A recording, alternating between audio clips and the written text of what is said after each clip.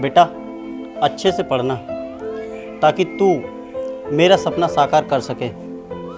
पिताजी आपका क्या सपना है? देख बेटा, मेरा सपना था कि मैं एक आईएएस ऑफिसर बनूं, लेकिन मैं तो नहीं बन पाया।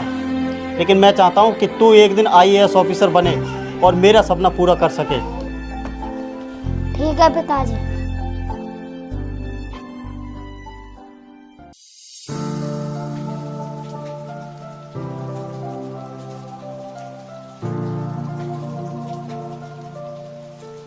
कहीं मैं आज लेट नहीं हो जाऊं। मैडम आप रुकिए।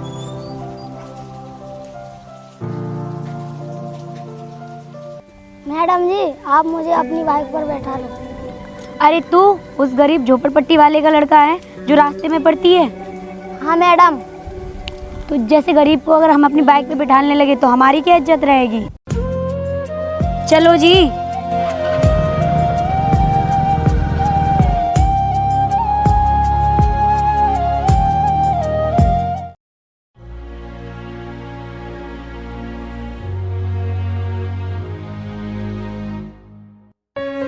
रुक संजीव।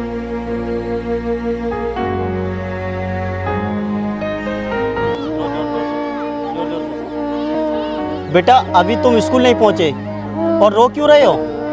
पापा आजकल हमें लोग कुछ समझते ही नहीं है। ये क्या कह रहे हो बेटा? मैडम जी ने मुझे थप्पड़ मारते हुए बुरा भला कहा। चल ठीक है, कोई बात नहीं।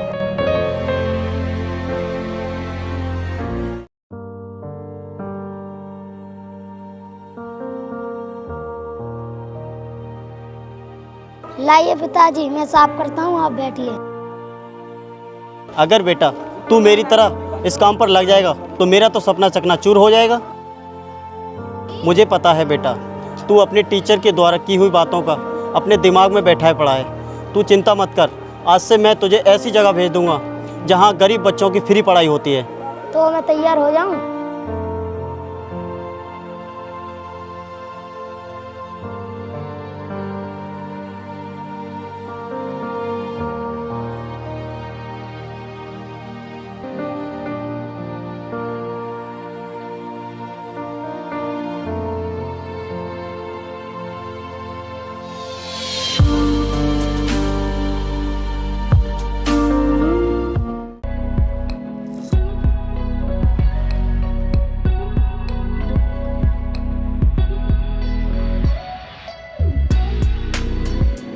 अरे ये तो वही मैडम है जिन्होंने मुझे बचपन में बहुत बुरा भला बोला।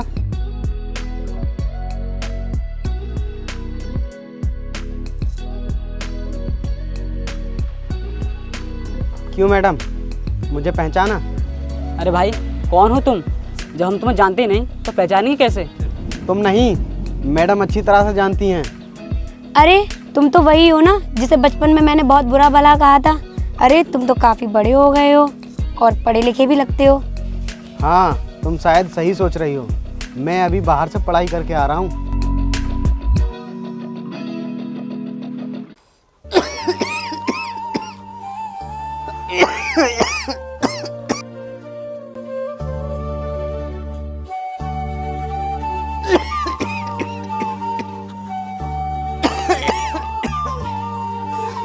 बेटा आ गए तो तुम्हें पढ़ाई करने में कोई दिक्कत तो ना हुई?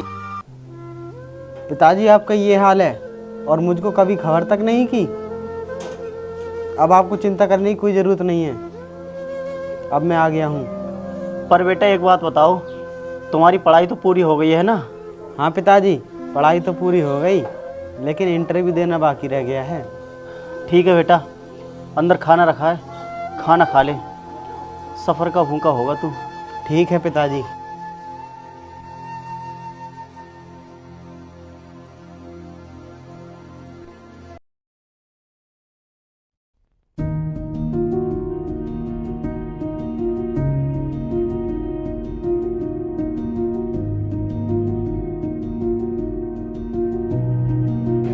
शायद मैडम मेरा इंटरव्यू पास कराने में मेरी कोई मदद करवा दें। मैडम रुकिए।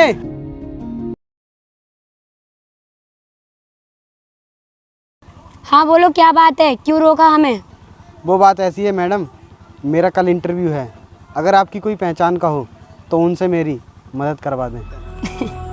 अरे कैसी बातें कर रहे हो तुम? इन्हें देख रहे हो मेरे हस्बैंड को? ये इंटरव्यू लेने वालों के साथ ही रहते हैं। हाँ भाई, ये सही कह रही हैं। मैं इंटरव्यू लेने वालों के साथ ही रहता हूँ। सर, इसके बदले में मुझे भी आपकी कुछ सेवा करने का मौका दीजिए। अच्छा, तो तुम कल पार्टी का इंतजाम करना, हम चलते हैं।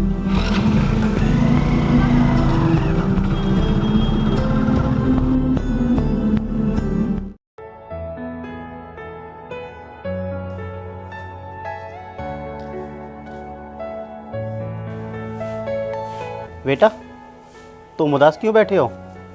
वो पिताजी, बात ऐसी है, मुझे इंटरव्यू देने जाना है और मुझे 10,000 रुपये की ज़रूरत पड़ेगी। कोई बात नहीं, मैं तेरे पैसों का इंतजाम करता हूँ।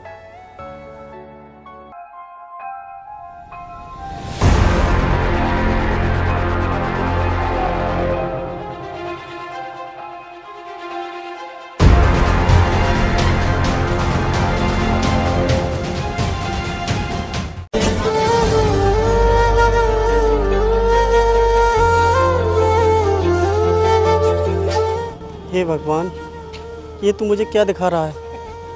मेरी खून पसीने की कमाई हुई मेहनत को ये किस तरह से उड़ा रहा है?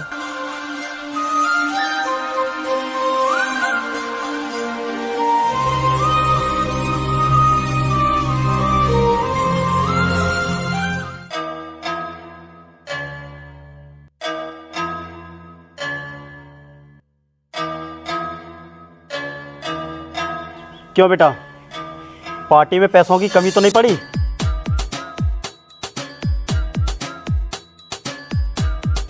आप भी ना कैसी कैसी बातें करते हो।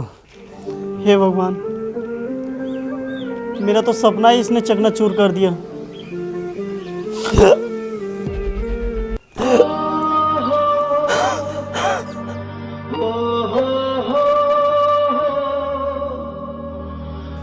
पिताजी, पिताजी उठो, उठो पिताजी, मैं डॉक्टर को भी बुला के लेके आता हूँ।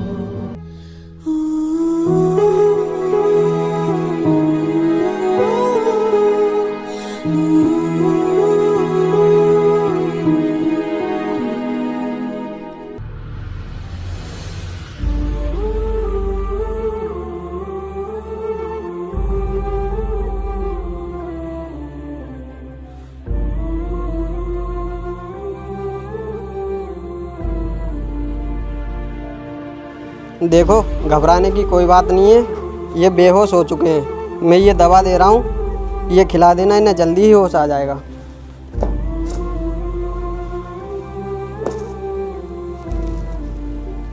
पर डॉक्टर साहब, ये बताओ मेरे पिताजी को हुआ क्या है? तो सुनो, आप ऐसा कोई गलत काम ना करें जो कि इनकी भावनाओं को ठेस पहुँचे, वरना इन्हें अटैक भी आ सकता है। चलिए डॉक्टर साहब, मैं आपको छोड़ देता हूँ।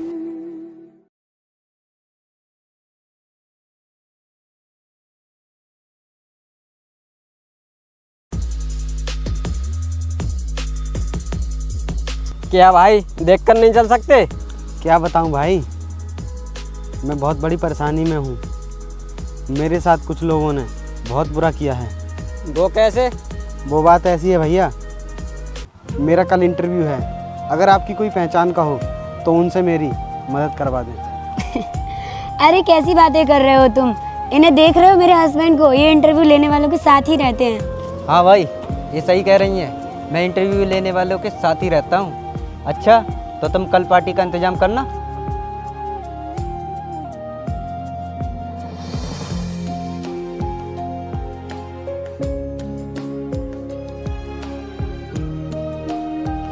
इतना बुरा किया उन लोगों ने मेरे साथ। भाई, ऐसे लोगों से बचकर रहा करो। ये सब दलाल लोग होते हैं जो गरीबों के पैसे ऐंठते हैं। ठीक है भैया।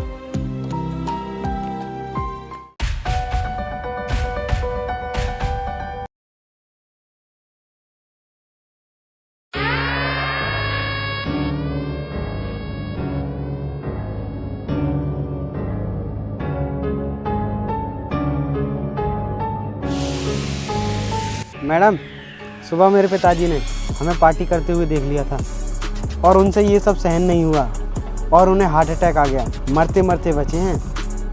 तो क्या हुआ? ये कौन सी बड़ी बात हो गई? तू ये बातें हमें क्यों बता रहा है? तेरे पिताजी जिए या मरे, हमें इससे क्या लेना देना? देखो अब आप बहुत बोल रहे हो, मैं कुछ कह नहीं रहा हूँ इसलिए। और हाँ, अब तू कान खोल कर सुन ले, अब मुझे तेरी कोई मदद नहीं करनी। अब तू जरूर इंटरव्यू में फेल होकर रहेगा। हमने तो तेरी गरीबी पे तरस खाकर तेरी मदद करने की बात की थी, तू हमसे ही बहस कर रहा है। मुझे पता चल गया है, तुम इंटरव्यू में पास कराने के नाम पर गरीबों से पैसा ऐंठते हो और बाद में उन्हें धोखा देते हो। धोखा करते हैं, वो भी पैसे ऐड कर। तुझ में दम है ना तो इंटरव्यू में पास होकर दिखा। तुम भी ना पता नहीं कितने गिरे हुए इंसानों से मिला देती हो, जिनकी हैसियत ही नहीं कि कुछ खर्चा कर लें। ना जाने कहाँ से यह बाबला हमारे सर पड़ गया। चलो जी चलते हैं। जाहिल गवार, आज के बाद नजर मत आ जाना।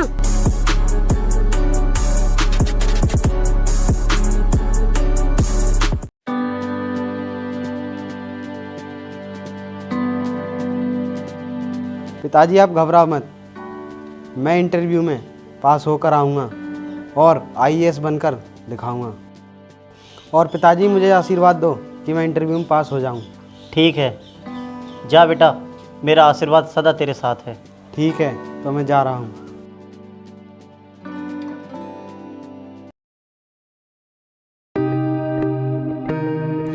अरे अब करें भी तो क्या करें, अब हमारे पास कोई नौकरी भी तो नहीं रही। हाँ तुम सही कहती हो, ना जाने हम दोनों की नौकरी एक ही साथ क्यों चली गई। हाँ तुम सही कह रहे हो, जाने अनजाने में हमसे पता नहीं कौन सी इतनी बड़ी गलती हो गई जो ऊपर वाला उस बात की सजा हमें इतनी बड़ी दे रहा है। अरे वो तुम्हारा दोस्त वीर क्या कर रहा है, उससे ही पूछ लो, कोई छोटी सी जगह पर ही काम पर लगवा दे। तुम ठीक कहते हो, मैं उससे कॉल करके बात करती हूँ।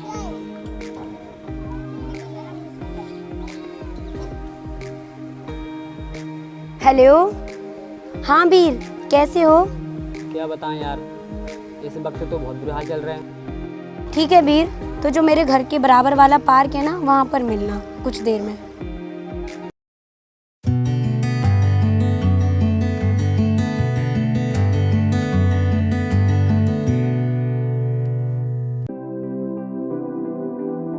अरे आ गए तुम। चेहरे की नूरानी देखकर तो ये लग रहा है तुम्हारा हाल भी हमारी तरह है। क्या बताऊं यार, 8 दिनों से नौकरी के लिए कई लोगों से बात कर रहा हूँ, मगर कोई नौकरी देने की तैयारी नहीं है।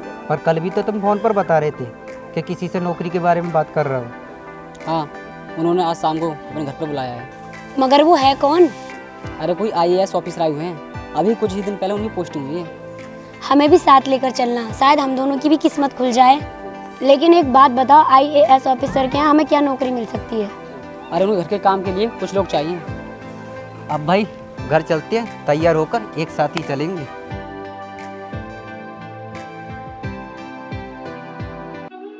अरे यार कितना आलीशान घर है इनका। अरे अरे, कौन हो तुम और घर में कहाँ को से चले जा रहे हो? अरे अंकल जी, हमें सर से मिलना है। तुम रुको यहीं, मैं अभी बुला कर लाता हूँ। तुम कौन हो? मैं उसका पिताजी हूँ।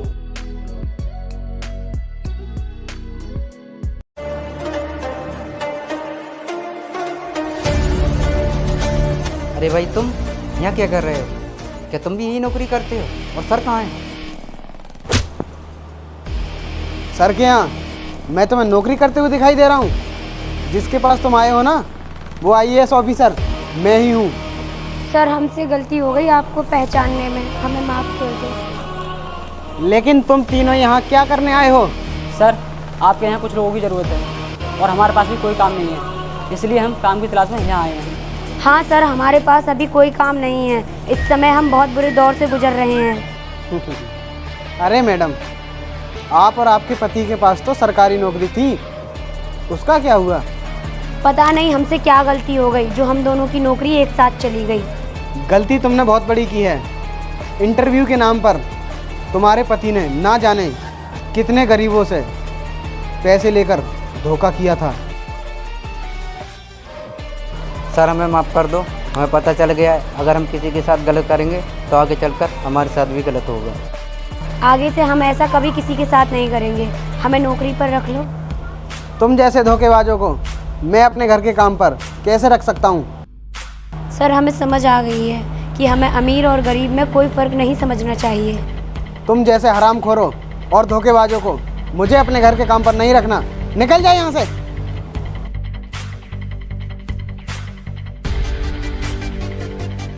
और सुनो, मेरी इस बात को जाते जाते अपने दिमाग में ज़रूर बिठा लेना। रातों को जागने वाला मैं इकलौता नहीं हूँ। आंखें बंद जरूर होती हैं मगर मैं सोता नहीं हूँ। बस मेरी यही बात तुम जैसे लोगों से मुझे अलग बनाती है कि मैं हर किसी को तुम्हारी तरह धोखा देता नहीं हूँ।